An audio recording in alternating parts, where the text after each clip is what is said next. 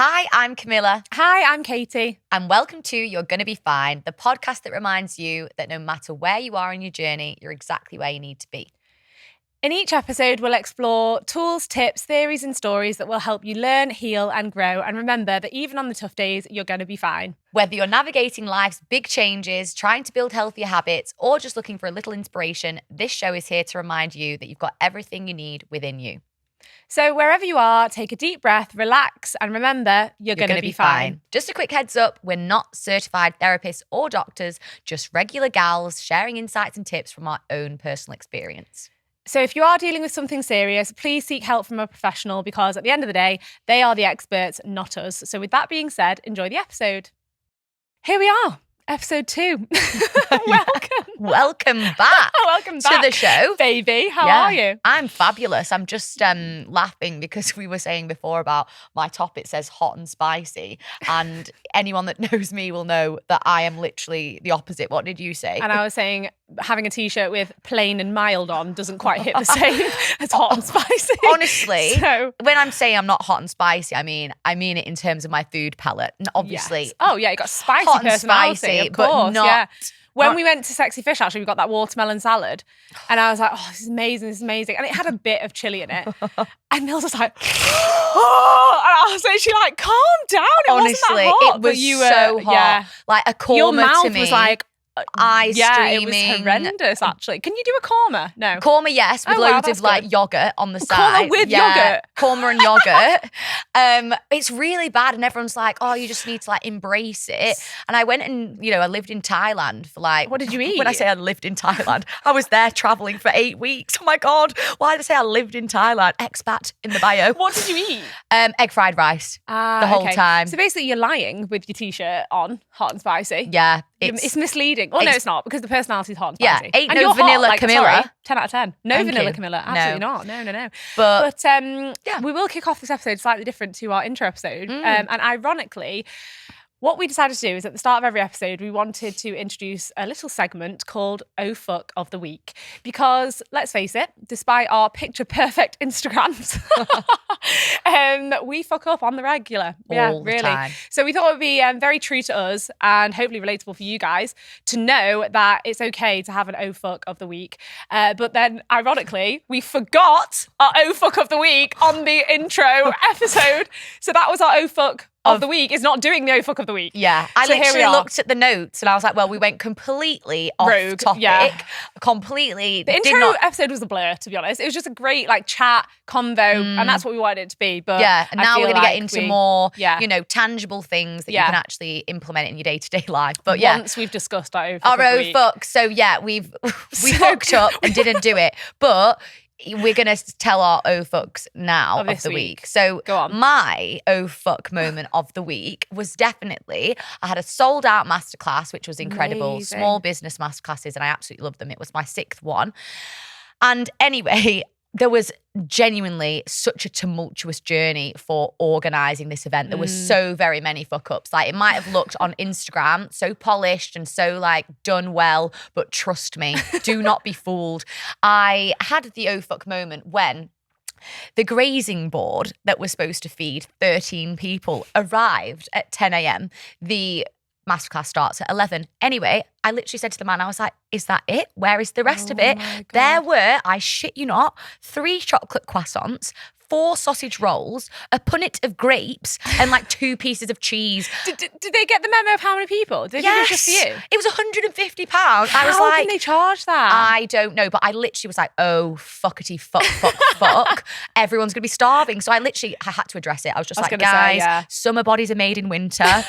I was like, Starvation Nation. If everyone could get in groups of 4 and have a nibble of the sausage roll and pass it around, that would be great. And I just thought, oh my God, these guys have paid £165 for a ticket. Luckily, I'd said nibbles. Yeah, I was going to say, if you'd have said lunch, that would have been problematic. I literally changed the slide. It did say lunch, and I quickly went on the PowerPoint and just changed it to nibbles. So I was like, right, it's nibbles. So everyone did have a nibble of everything, a corner of a sausage roll. But I actually a way to just like get past that, how I moved past it. Solution, because I'm always like, oh, fuckity fuck. And then what can we do to solve it? Yeah. And that's actually something that I would really implore you guys to do. If you are having an oh fuck moment, almost put a sand timer on for a minute or 5 minutes where you vent about it, get mad about it, and then kick into survival mode, because you can't change the outcome. There was nothing I could do. So my solution was I actually went down to Atomica, which is just a coffee shop, but sometimes they do the occasional cakes. Anyway, I completely sold them out of all the cakes. I was like, I'll take 4 Victoria Sponge, I'll have 3 brownies and 2 of those muffins, whatever the fuck they are, they're going in my basket now. So obviously I'm paying like full price for these wholesale things. It was 48 quid. Was but it? I just put them on the board. Well, not at all. Literally Wonga bank loan needed to pay for them. But I felt like going around with the donation bucket afterwards, like, help. But yeah, that was my oh fuck of the week and how I got past it. So yeah, what was yours? So on, I can't remember what day it was now, it's irrelevant. So anyway, I took my mum for Christmas. Basically, we did Secret Santa for Christmas, which we do every year with my family. And my mum is the type of woman, she's an icon. She's very glamorous. She literally anything she wants, she gets. I mean, goals, absolutely goals. Whatever she wants, she gets. Like, as in, she pays for it with her own money. Like, she literally can get anything she wants. So she's really hard to buy for. So Secret Santa was quite hard. But I remember that she told me that when she was younger, she loved art and drawing, and she was very arty. But as she's got into her adult life, obviously, just sort of like, it's dwindled away. So I bought her and myself a ticket to go and do a life drawing class. Now, I've done one of these before. Yeah. Is it where people are naked? Yeah. So basically, you go in, and the first time I went, I was expecting, it sounds awful, but I was just expecting it to be like a bit of a laugh. Like, I thought you were going to say a schlong. Or I was like, oh. No, it was awful. It was a woman? It was awful. So the first time I actually went, I walked in and I actually said to my friend who I went with, I was like, oh, yes, it's a man. Like, because I just thought, just more interesting to draw, really, isn't it? 100%. They're so much more fun to draw. Yeah, aren't they? And so I was like, yay. And then they took their robe off, massive boobs and massive bush, and it was a woman. Oh my God. And I felt like, oh my God. I was like, curveball. So anyway, yeah. So that was my experience. You've been practicing cocks on your notepad all day. Exactly. Cocks galore. And then I was, honestly, it's just these massive boobs. And I suppose a bush isn't hard to draw. No, you just sort of do that. Yeah. Anyway, shading. Yeah. Anyway, I obviously got a ticket for my mum, and I knew that actually people take it very seriously. Like, these are like aspiring, of course, artists. Yeah. I know they said actors, artists. And so I took my mum, and then we went for dinner at Dakota beforehand, and we were just chatting away and having a lovely time. And then it's in Anecdote, so it's like everything is like brick and boarded up, pretty much, isn't it? In Anecdote, that's like the vibe. So we found this massive like steel door. And bearing in mind, the last time I went was like 2 years ago. Did you bang into it? Yeah, probably. Anyway, I was banging on this door. I was like, what the hell? It starts at 7:45. It starts at 7:45. I don't understand. Like, and then I ended up DMing the owner of it. Like, hey, we're stood outside. Like, and I was saying to my mum, flipping it, they're very strict. They must like shut the door, bang on, like 7:45 or whatever. And we were there at like 7:40. So I was like, God, it's so weird. Anyway, I get this like message back. Anyway, she's like, this woman opened the door. And I was like, and obviously I was a bit disgruntled because I thought, like, oh, give me a chance, love, flipping heck. Anyway, she was like, we started 45 minutes ago. And I was like, shit. No. So my mum was like, you dickhead. Like, why did you? Sorry, but it's one thing going into like the cinema where it's pre-filmed. I know. And then this poor bird's got her clothes off and you're walking in last minute. And everyone is so serious. They're like artists taking it so serious. And me and mum walk in and 30, probably more than that, 30 to 40 people all go, all their heads turn. And me and mum were just like, hello. And this woman's there with all the bits out. And I felt really bad for her because obviously it's quite an intimate experience. Of course it is. Yeah, she's obviously there with the boobs out and a nun out. Yeah. And I was just like 45 minutes late. That is an oh fuck, actually. So I thought, oh fuck. And then I was thinking, fuck, like where have I got 7:45 from? And this is what's concerning me recently because I'm thinking I keep doing things like that. You know, I don't know if it's age just turning 30. Maybe I'm just disintegrating. I don't know, mentally. It's all going downhill. I've done so many things. Like I put my keys in the fridge the other day. I do that all the time. And I thought, oh yeah, you sent me a voice note about that. What had I done? You'd done something like, I can't remember, something strange like that. So yeah, anyway, that was my fuck. That is a good one, actually. Yeah. How did you get past it though? How did you Well, you just got to own it. Yeah. You just got to own it. You just got to walk in. And I did say to the woman, because she was like, oh, just come in now. And I said, no, I feel really bad because all these people are looking. So in the pose, in the class, they hold the pose for only 10 minutes and they change pose. So I waited till the interval and then just snuck in the back. Okay. I mean, it was still very loud, and because me and mum were quite loud. And mum had about 3 large Rioccas, so she was feeling rather vocal. So yeah.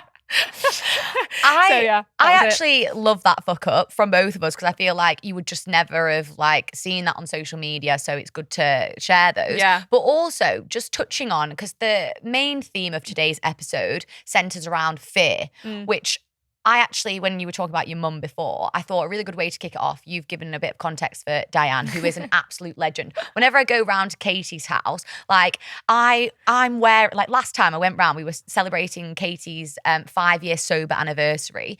Anyway, I'm wearing like a tracksuit. I look like I've been dragged through a bush backwards. Her mum turns up wearing a fedora hat, like on a weeknight. I was just like, oh my fucking God, no one stands a chance. I was just like, Christ. She's incredible. She used to pick us up from primary school in a floor-length leopard print coat, and she used to have spiky blonde and black hair, and people used to call her Cruella de Vil. And she didn't give a shit. Yeah. She used to forget our lunches and fling a Greggs sausage roll over the gate and a Ribena light. Honestly, I love that it's Ribena light. Well, yeah, she's a slim trim queen with a sausage roll. It's like when you order a Mackey's and then a Diet Coke, you've offset the Mackey's. But yeah, she used to do that all the time. And I think some people think that maybe that's questionable parenting, but I think it's character building. I think she's an absolute icon. She's my best friend. Oh, best friend. That's why you're not number one. I have nothing to say on the topic. I have honestly nothing. You've stumped me. But the reason I wanted to talk about your mum is then to just segue into the topic of fear by talking about my mother, who it's like a mother off, top trumps. Well, my mum does this. No, but seriously, my mum is stunning, amazing, all of those other adjectives. Anyway, she's doing something so utterly scary for her, which I just find so inspiring that I just had to share with our audience, because she's actually booked. So she's a massively successful career woman, and she's always worked from home, and she's always, done everything she can for me and my sister. And she's decided that in April, she has booked an apartment for herself in Nice for a whole month, where she is going to go and work remotely from Nice without my dad. She's leaving my dad at home. She's like, I'm off. Yeah. Like, I've spent enough of my life looking after you guys. Fair play, yeah. And she's just going and working remotely. And she's asked work. She hasn't got an office in Nice, so it's completely random. She just said, can I work from anywhere? She's booked this apartment on Airbnb, and she's like, this is my time. So my mum's 54, and I just think, like, I just fucking love that. Yeah. Like, she's scared, she's fearful because she's going to be on her own, and, she's away from her family and home comforts. But it just goes to show that you can do scary shit at any age. And I find it so inspiring because she's left her comfort zone. Yeah. And she's doing that. And she's actually having a hip replacement a month before. So she wins on the new hip. Feel the fear and do it anyway. So yeah, I think that was a nice segue into fear and mums and background and all of that. Yeah, that's amazing. I just love that. You know what, as well, when this episode comes out, you will be up Kilimanjaro. I feel like that is a large... In fact, that is what influenced what we wanted to talk about in today's episode, because I know we've spoken about it before, but I would, love for you to share the story about what led you to wanting to do Kilimanjaro and how you're feeling about it right now. Right this moment, I'm feeling unprepared and really shit scared. Oh my God, poet, and I didn't know it. I just feel like life has been 1,000 million miles per hour, and I booked it only about, I think we booked it with 8 weeks to go. So I'm the type of person, like, book it, talk about it, share it with absolutely every person, talk about it on social media. You've got no choice but to do it. Because of the accountability element, because that is a huge thing. If I say it out loud, and best be believing, even if I have massive problems with altitude, because that's one of the things that happens, best be believing I'm making it to that summit, because I've put it everywhere. It's in the bio. It's like climbing Kili, February. Millie does Kili. All over the branding, naturally. Kilimanjaro. So yeah, like that's the accountability piece. But the reason that I'm doing it is because of that fear piece. Like last year I did the boxing fight. Or was that? Yeah, last year I did the boxing fight. It was the year before. Year before. Yeah. So I did the half marathons and the marathons, and that was scary at the time. So I like to pick things that really scare me. And when you're scared, you're forced to level up because it's a new uncomfortable scenario that teaches you about yourself. You're in your growth zone, aren't you? Yeah, 100%. Yeah. So that's why, because it scares me. Like the thought of camping for 8 days, like going up a mountain, you know, it's freezing, it's 8 to 10 hours of walking per day, summit day 12 to 15 hours, and it's the highest freestanding mountain in the world. And I just thought, you know what, 0% or something like, it's like 0 point something percent have done a marathon, but what's the percentage of people that have actually climbed Kilimanjaro? I bet it's so minute. So I thought, I want to be in that group. I turned 30 this year, so what better way to kickstart 2025 than being up a mountain? So I just thought, fuck it. The mountain of all mountains, by the way. It's not just a mountain though, is it? It's like the mountain. Yeah. And I'm doing it for charity. Yeah. Because I lost one of my best friends, one of my besties, to suicide last year. So that was absolutely horrendous. I just feel like off the back of it, you know, whenever I'm thinking, oh, I'm having such a shit day, or like if I'm up Kilimanjaro and I'm like, this is so hard, like it is nothing compared to the hard things that people that, you know, consider suicide and commit suicide are facing daily, those demons. So just like, again, zoom out perspective. So I'm doing it for Calm, which is raising awareness for suicide prevention. And I just love the work that they're doing. And, you know, Thea, my friend who sadly passed away, she would have loved to do Kilimanjaro. So I just feel like doing it for her, doing it for just like everything that the charity stands for. So yeah, that's why I'm so scared, but I'm so excited in the same breath. But your why will push you through. 100%. Yeah, it will. And I think obviously, yes, it's a massive physical challenge. That's the first thing that people think of, is that it's a physical challenge. Second to that is mental. Yeah. But actually for you, there's a huge emotional piece there, which is...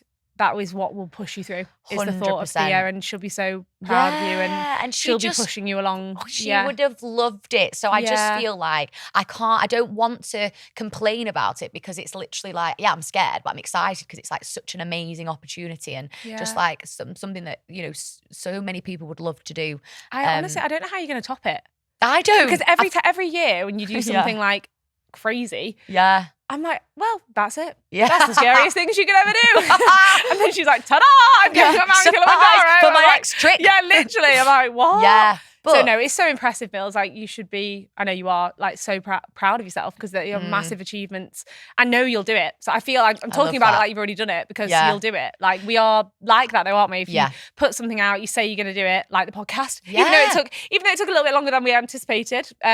We're here, we're doing it. Trust the timing of your life. Trust the timing of your life. Yeah. So true. And fear looks different to different people. So for me, you know, there's that kind of physical, emotional, you know, the mountainous fear. And then there's obviously like fear of like when I put myself out there and whatnot. But like for you and for listeners, like fear does not always look like climbing a mountain, doing a boxing match. Like it's literally sometimes that like it comes in different forms. So I feel like, you know, what are you doing at the moment that's scary, or what's an example that you've done, so that we've got like that contrast, because there's so many different ways to talk about fear, and I don't want it just to be about, you know, physical challenges, because it isn't. Like some of the hardest fearful things that I've done, like for example the masterclass, like the first one I ever did, we got 3 people turned up to it, and I was so fearful of that, and it happened.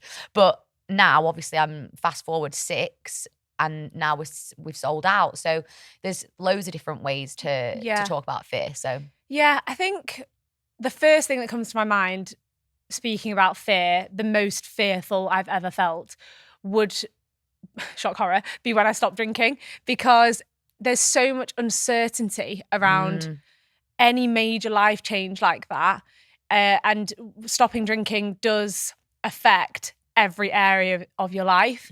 So it's like a life overhaul, and you have to let go of every belief you've ever had about yourself, about the people around you, about the world around you, and how alcohol fits into that, and where you fit into the world now that you've taken out alcohol. My whole identity changed. So I was definitely fearful of the unknown. Yeah. But I think you have to get comfortable with being uncomfortable. Yeah. Because it's the only way you are going to grow. Yeah. And even if I think about very, very specific examples in my sobriety where I've been extremely scared, it sounds so maybe silly to a normal drinker like yourself, but when you first stop drinking and you go to the works Christmas do, it's a fear that I just can't even describe, because you've always relied so heavily on the social crutch of drinking, and actually the sound of silence with your co-workers is deafening. And you're like, oh my God, it's so silent. But when you're drinking, it's all blurred out and you're like, whoa, you don't really care. Those feelings would give me the fear of God. Like, is it going to go silent? And it's like, well, we've got a bit of a phobia of silence anyway. Yeah, I think we're just chatterboxes, aren't we? So that's probably why. But that's very, very sort of specific example. But, on the whole, stopping drinking is scary. Scary. But again, that's quite a niche example. Not everybody is going to be stopping drinking, and I totally get that. But I think probably one of the second to that, because that was a very big life-changing moment for me. And I think I thought when I stopped drinking, oh, that's it. No more life-changing events for me. I've done that at 24, boxed it off, great, life's going to be great. And obviously that's not the case. Life's still life's just because you don't drink. And I was about 3 years sober, and I just realised, had this existential crisis where I'd worked in recruitment for 6 years. I was very good at it. I was progressing through the ranks, going to get promoted to manage a team. I was billing really well, had a good amount of savings, and financially I felt very secure. And I just thought, God, I'm miserable. I am so desperately unfulfilled and unhappy. And I just panicked. I was like, how can this be? I've worked so hard. I remember this as well, because we were friends and going through it. Yeah, I probably had a lot of coaching with you actually during this time. Because I'll send you the bill soon, love. Invoice me. And I remember feeling really fearful, because again, it's that unknown. And I knew I wanted to change my career. I wanted to become a coach, which I am now, a self-development coach and founder of Your Sober Glow, which is a online community and coaching program for sober curious women. Mouthful, but we're great. And I felt like, as well, I think there's a lot of fear around following your passion. 100%, because profit is not always the most important thing. The passion and profit has to overlap, otherwise it won't stand the test of time.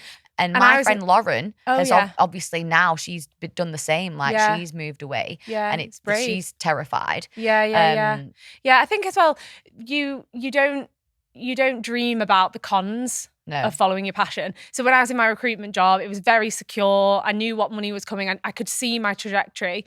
And even though it gave me the feeling of security, I was so unfulfilled. So just because you're secure doesn't mean that you're happy as such. And so I was very privileged, and I do acknowledge my privilege here, because I was able to move back in with my mum and dad, explore my passion, and now it's my profession. And that is a huge blessing, that not everybody gets the opportunity to do that, because obviously financially I could move back in with mum and dad, which is a blessing. But now I look back and I'm just so grateful that I did jump into the unknown. I mean, don't get me wrong, it was not glamorous. I was literally crying.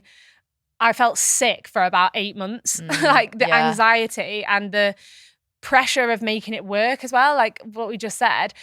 You want to air out everything. I'm going to do this. I'm going to start my business. I'm going to be self-employed. I'm going to have a sober coaching thing. I'm going to do a podcast. I'm going to climb Kilimanjaro. And what if you don't? And then there's that fear of other people and what they might say and stuff. That's the massive, massive piece of the puzzle, which in my masterclass I actually talked about this so much, and I would love to like regurgitate that information. So what you just said, the reason why a lot of people don't actually post or do the things that they want to do is because of the fear of other people's opinions of them holding them back. And the biggest thing that I can tell anyone right now is that you are the main character in your own story, but you are not the main character in anyone else's story. Nobody cares. Nobody, and whether you like this is a good thing or a bad thing, no one gives a fuck. Like, literally. It's both a blessing and a curse that that's the case. But like, we just think that our names are in everyone's mouths. Like, did you hear? Like, Camilla said she was going to do this, and then she never actually did it. It's like no one ever says that. But also, even if they did, what Sally says about Susan says more of Sally than Susan.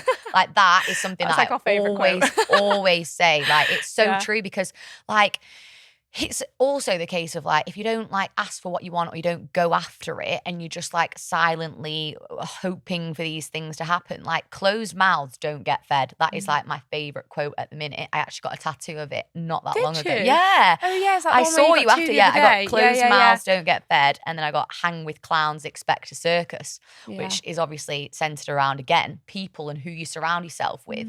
So like if you're surrounding yourself with the right people, if you put yourself out there and then something doesn't work out and it doesn't happen, the right people around you aren't going to mock you. They're just going to persuade you or like push you to do better and keep you accountable. So I think that's a massive piece around fear. Like I think the number one thing that stops people is just caring what people think. But I think the older that I've got, and as I turned 30 this year, it feels like you are taking off a heavy wet coat when you don't give a fuck what people think, because as morbid as it is, and this is actually funny because anyone that's watching this will know that my family, we talk about death all the time. We've normalised it. It's not in a morbid way. Yeah. That's another tattoo you've got. I've got so many tattoos. Literally a whole episode. We should do a tattoo tour, actually. Whenever I like Mine would be very short. Yeah, just the one. We got that together though. Not the same. But whenever I have like a pause, I'm like looking down at my arm like, have I got a quote which I can inject here? But yeah, my family, we always talk about death. Like it always goes back to it. And it's like, not in a morbid way, but like it's in a sense of like, at the end of the day, like the street sweeper and the millionaire end up in the same place. Like there's no hierarchy of people that are more important. And also like people, as sad as it is, in like 100, 200 years, nobody's actually going to be like talking about the mistakes that you did. No one's even going to remember you, like, and like, sorry to say. So like live this life, these 4,000 precious weeks that you get to the fullest and like make the mistakes and make your story interesting. If someone was to write a book, like would it be interesting if it was all just smooth sailing? I actually was saying this to someone before, like they'd had a shit day and I said, but thank the Lord for shit days because it makes us appreciate it when we have good days. It's like British weather. If it was always sunny, like we wouldn't appreciate the sun. But because it's always fucking raining, well, it's not always, but like you've got that like, you know, and I quite like that. I quite like that like differentiation between like days and like you wouldn't appreciate the good days if every day was good. So also every time you do something that you're scared of, you're growing your self-confidence because doing the thing, there's no bravery without fear.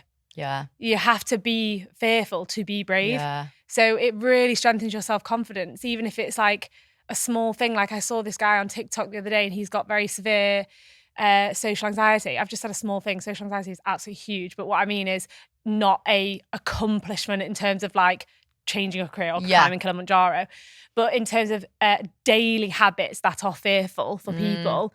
And social anxiety is an absolutely huge one, isn't it? You know, people really, really struggle with that. And he was saying that he was working with his therapist and his therapist had given him a task to say to 5 strangers every single day. So he'd walk around the shops and just approach 5 strangers and say to them, so for example, if he was in John Lewis, which is a shop, he would say to the shop assistant, "Hi, sorry, could you just direct me to John Lewis?" And the guy was like, "You are in John Lewis." Oh my God. Yeah. But obviously that's quite an awkward interaction. So then the guy was like really lovely. He was like, "Oh, you are in John Lewis." And then the guy says, "Oh, sorry, my name is blah, blah, blah. My therapist is explain the situation. And I've had to say this to you to test my social anxiety." And it's such a heartwarming video because the guy who works at John Lewis was like, "Oh, I have really bad anxiety too." And that connection, that human connection. And, you know, both of those people, well, that have social anxiety, that guy's got out of his comfort zone and been fearful of that interaction. And actually, in the end, has strengthened his self-confidence, has given him probably faith in humanity that somebody's going to be really lovely on the other end. And he's grown in his confidence and got out of his comfort zone, which I just think is so important. That's so interesting from the therapist as well. I'm thinking to myself, like, that's actually a really difficult task. So difficult. Like, even I would be like, it's like exposure therapy. I think it's called exposure therapy. Rejection therapy, sorry, is where you would go into a coffee shop, for example, order your coffee and then say, "Can I have this for free?" Oh my God. And like, they go, no, you can't have it for free. And so, but that's the point, is that you're supposed to be exposing yourself to rejection in order to be okay with rejection. Right. When we go for a coffee after this, I dare you. Like, you need a bit of rejection therapy. You always get what you want. Rat. That's rich. That's so funny. Well, that's funny. Yeah. But yeah, I think that's a really good thing, and I love that. And I also think, like, with being fearful and the notion of, you know, like putting himself out there and just going for it, something that was on Dragon's Den the other day, and I was actually I had a little cameo experience. Oh, nice. Did you see? I saw it on your story. You saw it on my story, yeah. So basically, one of my clients, it's a vitamin brand. They were on Dragon's Den, which is super exciting. Yeah, nice. And I was the picture. I was like the big board. Did you know, like the poster. This? No. Did you just do it? I didn't know. And honestly, it's the most. Was the picture good? Oh no! I had a crusty nose. No! Honestly, yeah. I'll put it in the show notes. I'll show the crusty nose. And it was before I had my composite bonding. My teeth look like Nanny McPhee, and it's literally I'm all teeth basically. And anyway, so I was literally on the board. What on earth am I talking about? I was talking about the Dragon's Den. Oh yeah, okay, I know why. Okay. So I was on that and whatever, and Joe Wicks was basically on that very episode. There was someone that came on and he was like crying, and he'd gone all in, and like he like really scared about starting his business, but he just decided to go for it and like have skin in the game. And I think he'd sold his house or something that. And Joe Wicks was getting really emotional, and he said something that I absolutely loved. It was like the day before my masterclass, and I made sure that I put it in there, and it was, make sure that you miss the bus running. Like, if you're going to miss the bus, miss it running. His dad said that to him, didn't he? Yeah. Because I've heard him on a podcast talking about, if you're going to miss the bus, miss it running. As in, just go for it in life. Even if you miss it, who cares? You can get the next one. Exactly. But and try. I just thought, at least so put yourself out there, you know, to be able to, because like, no risk, no story. And I just thought, it did make me think, like, taking it quite literally, I would never ever run for the bus. Never ever in a You'd never even years. get on a bus. No, I wouldn't. I am an Uber girly pops. So that sound like you saying girly pops. I got that from you. But yeah, I just thought, I love that. Yeah, like, no, it's true. And it's really annoying. Like, I really want that as a tattoo, but it's a bit long. I'm like, if you're going to miss the bus, miss it running. Maybe like miss the bus running. Yeah, nice. Yeah. Ding. Yeah. So yeah, I just thought, share that, because I just think when being fearful and putting yourself in those situations, like, fuck it. Number one. Number two, miss the bus running. And then what would your, like, if you could to just like summarize it for our listeners? I think the thing around fear that I see sometimes as a bit of a misconception is that if you're fearful, you're weak. And actually you're not. If you're fearful, you're strong, because you're putting yourself into a situation that is out of your comfort zone. And a lot of people don't do that. I say it all the time to the members in Your Sober Glow, and they'll say, I'm scared of this, that, you know, and I'm like, great. Good. How empowered do you feel? This is amazing. Like, welcome fear. Yeah. Because without it, you wouldn't be about to be pushed into the next zone of your growth and development. Like, view fear as a positive thing and feel the fear and do it anyway. When I was leaving recruitment, I had that quote as the background on my phone for about a year. Yeah. And it was just like repeated over and over again. Feel the fear and do it anyway. Feel the fear and do it anyway. And every time I was a bit like, you know, I just looked at it, I was like, yeah, fuck it. Just do it anyway. Just do it. Just tunnel vision. Just do it. Because whatever, if you fail. When I launched Your Sober Glow last January, I sold one. Yeah. I sold one. And I was like, oh no, I've sold this on the basis of a community and one person has bought it. It's like, a community. Singular. Literally, yeah. Oh, I'm like, suddenly this is one-on-one coaching. What a bargain. Literally. Yeah, it was at that minute she realised she fucked up, but you hadn't. Exactly.